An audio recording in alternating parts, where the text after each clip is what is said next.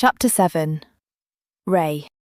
9th hour, 30th day, 1st month, year 807, post-Heavenfall. Case report. II 3725. Location.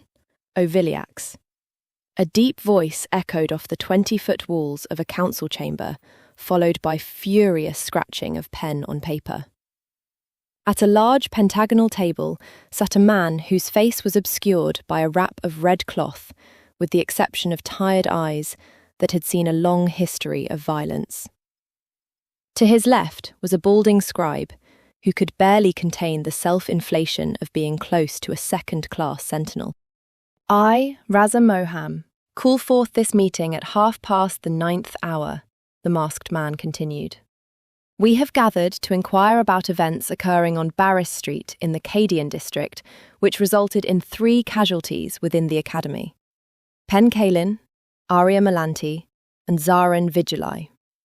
Subjects under questioning are third-class sentinel Father Garma Rummel, acting headmaster of the Academy, and fifth-class sentinel Valeria Raltus, instructor and the investigator at the scene. Both of them sat across the table with blank faces of stoic professionalism. Internally, however, they dreaded Raza. While sentinels were tasked with examining people in groups outside their own, he was one of the few who also operated internally.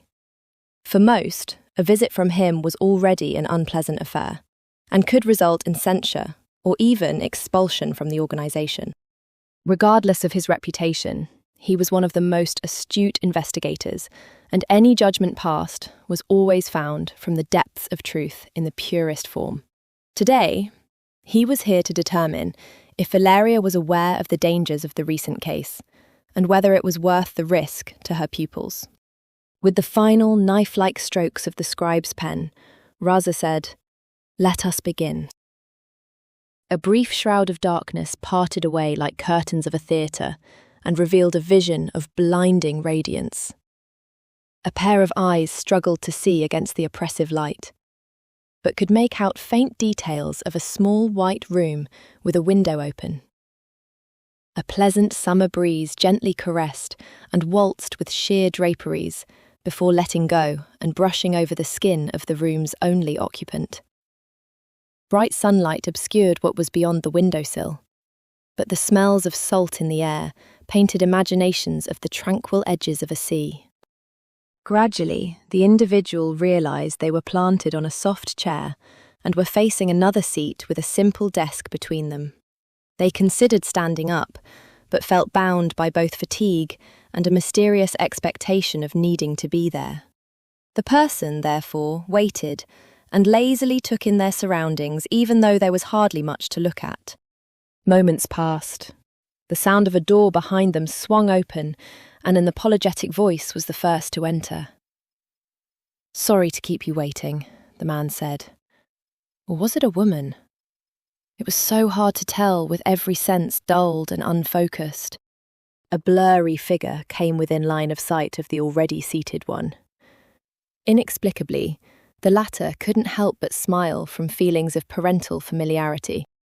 The newcomer did not return the same sentiment, and instead had an expression of deep confusion. "Wait, are you—" They quickly moved to their seat and waved a pattern with their hands to make a large scroll materialise on the table.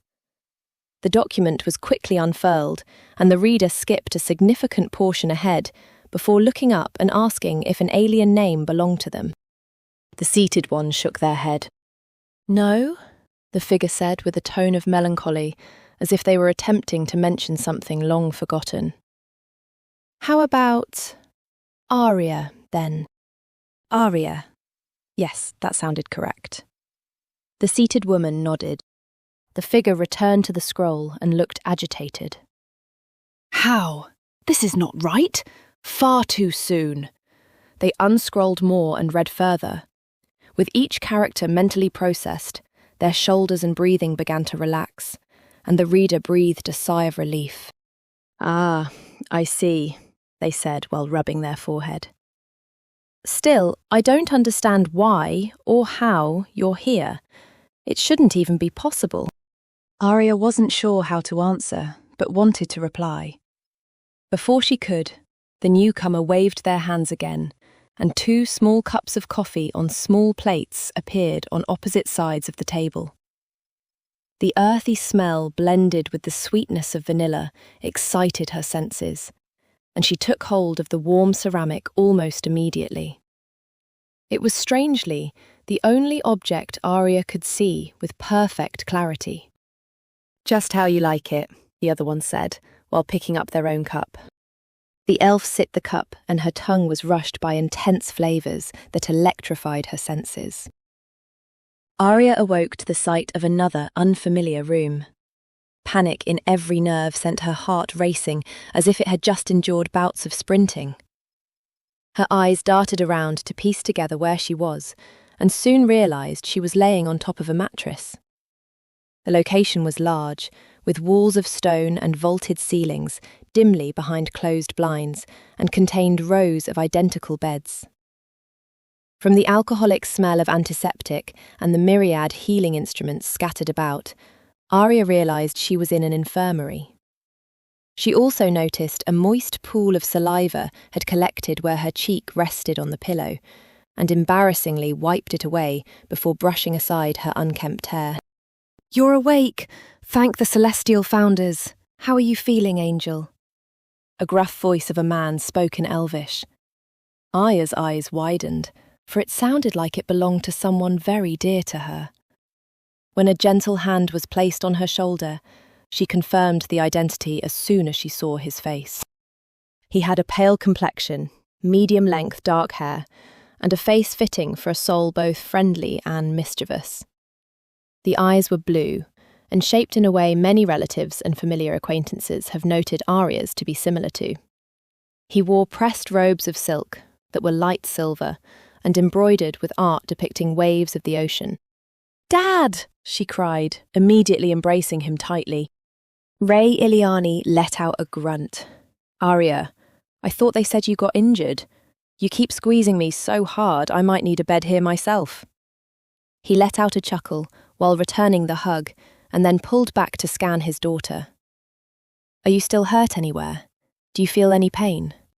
Ariya took a moment to make small movements, test her limbs, and pat herself down. "Besides being tired, I feel fine." Modern Arc medicine is a wonderful thing, and the healers of Algartha are the best in the realm. "I'm so relieved to know you're all right." Ariya looked down at her arms, and they had no signs of scarring or imperfections from the previous encounter. She suddenly recalled images of being stabbed by obsidian spikes, and a wave of repressed emotions burst. "Pen! Zarin! Valeria!" she muttered, nauseated and lightheaded. Ariya scanned around the infirmary for any other patients, but all the other beds were empty. Ray quickly pulled his daughter closer to his chest, and both heard her muffled sobs and felt tears bleeding into his clothes. "My sweet little angel, it's all right," he whispered. It was all he could come up with at the moment. Despite a century of raising her, Ray still felt lost on how to best comfort her when she was most upset. He knew being there should be enough, but couldn't help but worry there was something else he was missing. For Ariya, his familiar warmth was enough. They held each other a while longer, immersed in the tranquility of deep silence, until a surprised gasp at the doorway startled them. "Who are you, and what are you doing in my infirmary?" A human nun with the draconic brooch of Lutia shrieked as she unhooked the flail attached to her belt. Ray quickly stood up with hands up in a peace offering. "My apologies, sister. I wanted to see my daughter, and security wouldn't let me pass." "We have visiting hours for a reason, trespasser," Ray chuckled. "You should select more perceptive protection if it's for security." "Arrogant wretch!" The nun's eyes glowed white, and so did the flail. Before she could raise her weapon to swing, another voice boomed from the halls. "What's going on here?" Sentinel Shaylin Maple shouted as he rushed into the room. As soon as he saw Ariya's father, his eyes doubled in size. "Out of all the..." Ray Iliani, what in the flying fuck are you doing here? He said with a cordial grin. Shaylin. Ray extended his arm out and they clasped hands firmly. I heard my daughter was hurt and I had to see her. Well, aren't you a good father?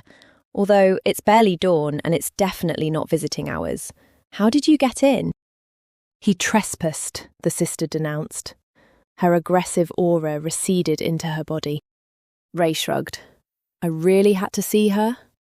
Shaylin let out a gleeful chortle. You sneaky son of a bitch. Some things never change. Sister, do you even know who this is? Should I? She asked flatly. You just tried to give Eden Valia's master spy the boot. These are rules set by the third Sentinel, Garma. Oh, to Tartarus with the rules. He can take it up with me. You go run about your business. I'll keep an eye on our guest. The nun pithily curtsied and walked away with a face of dormant rage. As soon as her footstep faded, Shaylin turned back to Ray. Seriously, though, you can't just break in, especially this place. Sorry, Ray replied, half meaning it. Shaylin moved to sit on one of the nearby beds. Anyways, it's been what, 25 years? 32. The Sentinel raised his eyebrows. 32 years. I'm envious of you, elves. You look as young as when I met you. You don't look so bad yourself, at least better than most. I've definitely got more wrinkles and slowed down a bit in the joints, but I could probably still give you a run for your money in a sparring arena, the Sentinel elbowed Ray. Well, if I have time, maybe we can have another rematch, for old time's sake. As long as you don't make me wait for another 30-something years. Shaylin turned to Ariya, who was looking confused and dumbstruck. Your father and I used to work together when I was much younger. We went south to Kokheim and had to tussle with an evil skull living in a tomb that was trapped at every inch. Had some close shaves that still give me nightmares. That tomb certainly had its share of horrors, Ray shuddered. One thing that kept your father going was you, though. He and your mother would talk about how much they missed you constantly. There were some serious discussions on what was to happen if either one or neither of them made it out alive. And they asked me to seek you out if the worst came out of it. Ariya recalled over 30 years ago her parents had set out for an expedition and she was left alone with their housekeeper, Esben.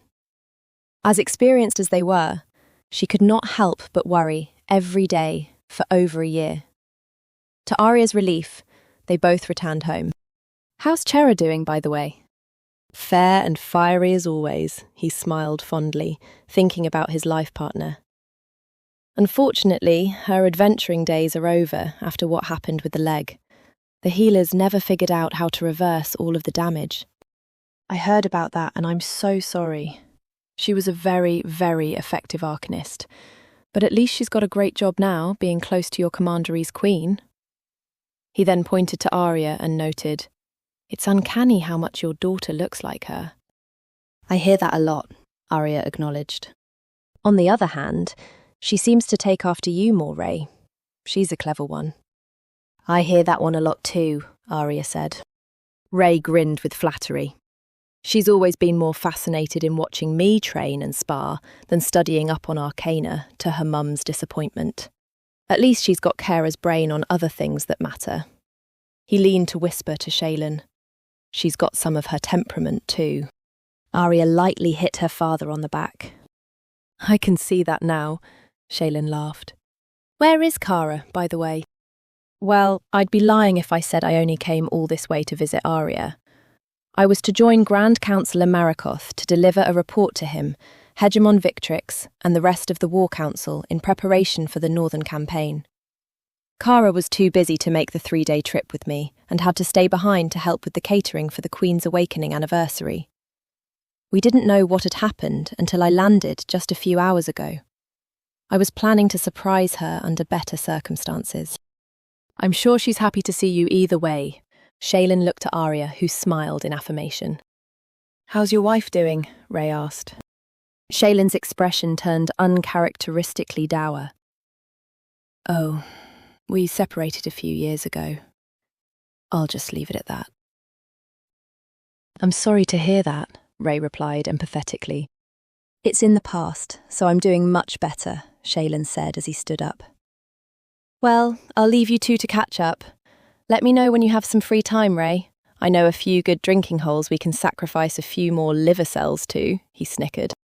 Before fully exiting the room, Shaylin turned back to Ariya. I just remembered, Sentinel Valeria is fine, if you were wondering. She's currently being questioned over the incident, and there's a chance another Sentinel may come and interview as well. Zarin is also alive too. The news brought a wash of relief to her heart. However, the memory of Pen falling through the window immediately resurfaced. Before she could ask what happened to the young artificer, Shaylin added, Pen, unfortunately, didn't make it. I'm sincerely sorry about it, but I hope you'll find comfort in knowing the perpetrator was captured. I don't know much more about the details, but I'm sure your group will inform you. If you need to talk, my office door is open. Thank you, Sentinel, Ariya replied, her voice almost a whisper. Shaylin nodded and left the two elves as they returned to their thoughts. Eventually, Ray let out a sigh to break the silence and asked, Do you want to speak about what happened? Ariya slowly shook her head. No. Besides, you always eventually find out somehow. You're not wrong, but I was just offering if you thought it would help. Again, Ariya refused and remained tight-lipped. Ray rubbed the back of his neck to try to offset the growing embers of stress. The emotions of his daughter were always a challenge greater than any foe he's faced in his career. Second to that was Kara's. Ariya, Angel. Those feelings of shame, defeat, and failure clouding around you are perfectly understandable, and I've been through the same things myself, many times. I'm over 400 years old, and I've lost my share of friends and comrades over the years. No matter how much training or experience you have, it's never any easier when things go wrong. We've raised you, shown you techniques, given you books, tools, weapons, and knowledge, but none of it was ever going to be enough for moments like these.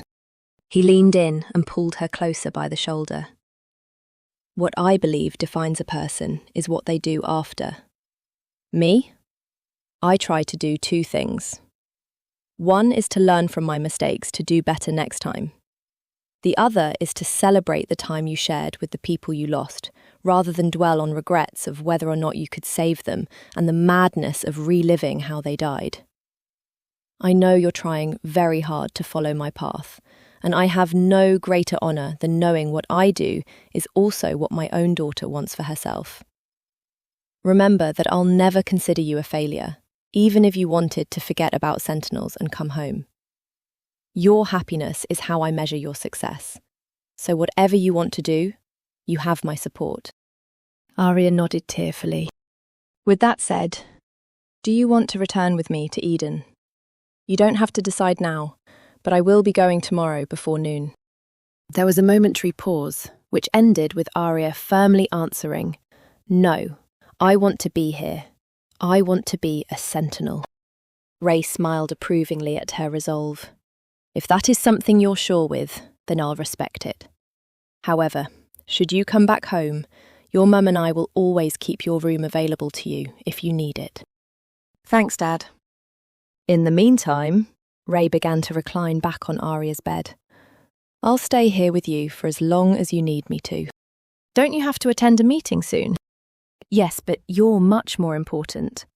The world could be in apocalyptic danger and it wouldn't stop me from being by your side and making sure you're all right, Ray winked. Ariya scoffed playfully. You're always so dramatic. I think I'll be fine now. I wouldn't want the High Counselor to be upset at you, and you're Eden Valia's spy master now. You'll be expected. He'd understand the situation of my absence. However, if you insist, I'll be on my way. Ray stood up, but gave his daughter one last hug and a kiss on the forehead before departing. There are a lot of good people here you can rely on, whether they're your mentors or your comrades. I'm very happy for you, and I know you'll do great, I know I said it before when you left, that you deserve to be reminded of that. Ariya squeezed her father tightly. I love you, Dad. Love you too, little angel.